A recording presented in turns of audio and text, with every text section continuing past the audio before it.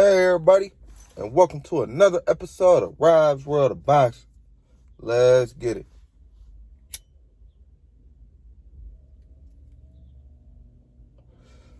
Alright, today we're gonna get into our junior middleweights. Junior middleweight is 154 pounds, if you didn't know. Also today is my last segment of top five. My top five, who's the best at the weight. Top five fighters at each class. Today is my last segment of that. I went through every weight class, starting with welterweight and ending at junior middleweight, 154 pounds. I started at 147 pounds welterweight, and I'm ending at junior middleweight, 154 pounders. If you haven't seen my other videos, go check them out right now. But let's get to our top junior middleweights in the world today. Let's get it. At number 5, I got Sebastian Fuerte. Sebastian Fuerte, he's 18-0 with 1 draw with 12 KOs. He's 24 years of age. He's a southpaw. He stands at an astonishing 6'5.5". That boy's 6'5" at 154 pounds. That's abnormal. That's crazy. With an 80-inch arm reach, that's crazy as well.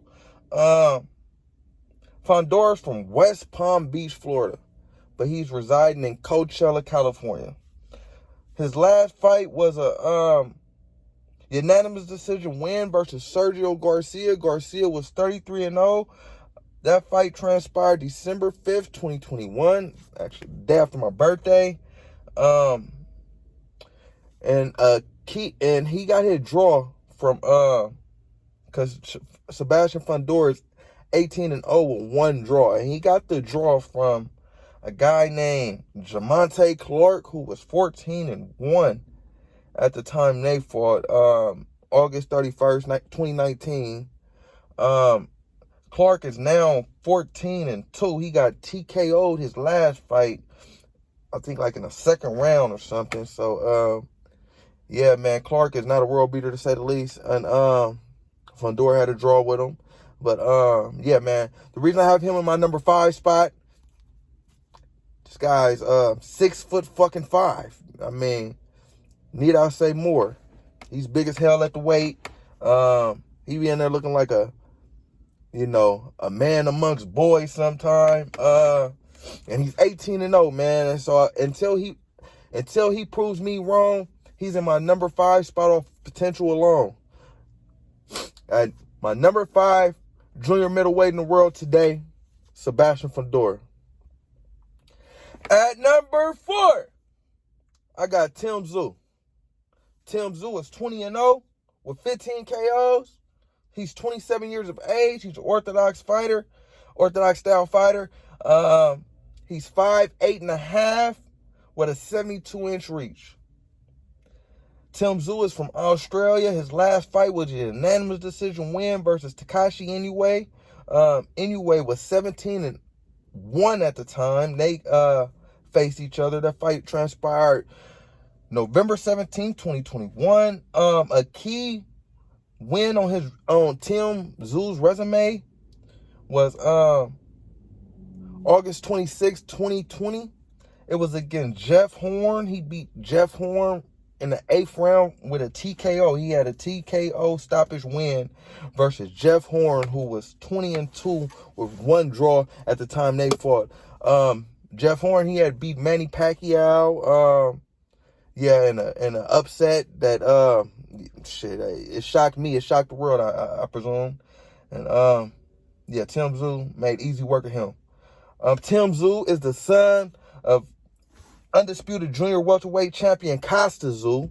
Castano, I don't know if any of you heard of him. He was he fought from late 90s to late 2000s, and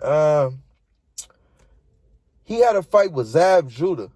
I don't know if none of y'all seen that fight with Zab Judah when Zab Judah got up and he was pointing at the referee like he was looking crazy in there. He had a little stanky leg. He was do the stanky leg. He was doing all that shit. He was looking crazy. But that was Castano who had him looking like that. And now his son, you know, is in boxing and he's doing well. He's not just living off his dad's name. He's you know, he's beating ass and taking names, man. Taking names. So at my number 4 spot at junior middleweight today, Tim Tszyu. At number 3, I got Erickson Lubin. Lubin's 24-1 with 17 KOs. He's 26 years of age. He's a southpaw, 5'9.5" with a 74.5-inch reach. He's from Orlando, Florida. His last fight was a 6-round KO win versus Jason Rosario. Rosario was he was coming off of a defeat, but previously he had beat Julian J. Rock Williams in a shocker to become a champion for the first time. That fight transpired June 26, 2021, and Rosario was 22 with 1 draw at the time. So he had 20 wins, 2 losses, and he had 1 draw. Jason Rosario. A key matchup on his resume was a loss, actually, to Jermell Charlo.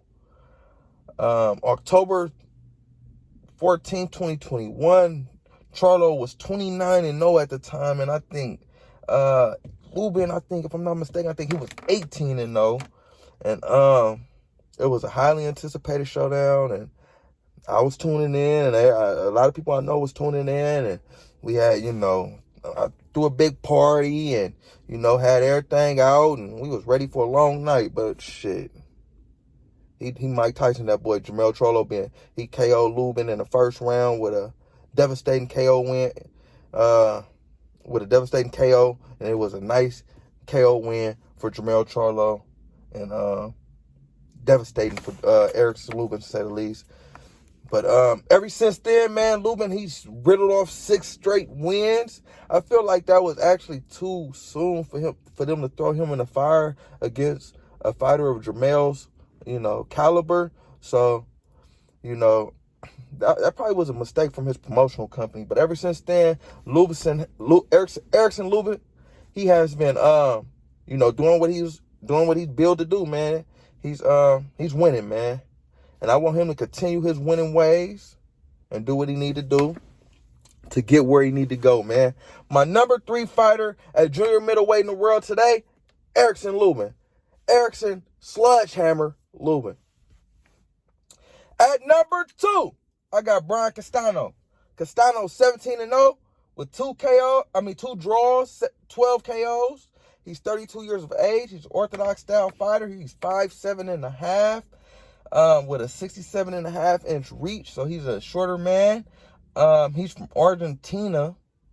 His last fight was a draw versus Jermell Charlo, who was 34-1 at the time. May 14, 2022. A key win on his resume, Brian Castano was versus Patrick Teixeira for the WBO belt. That fight transpired February 13th. 2021. He made easy work of Teixeira, who was billed, you know, I think he was champion at 154 for a short time, Patrick Teixeira, and yeah, that's where he took the belt from.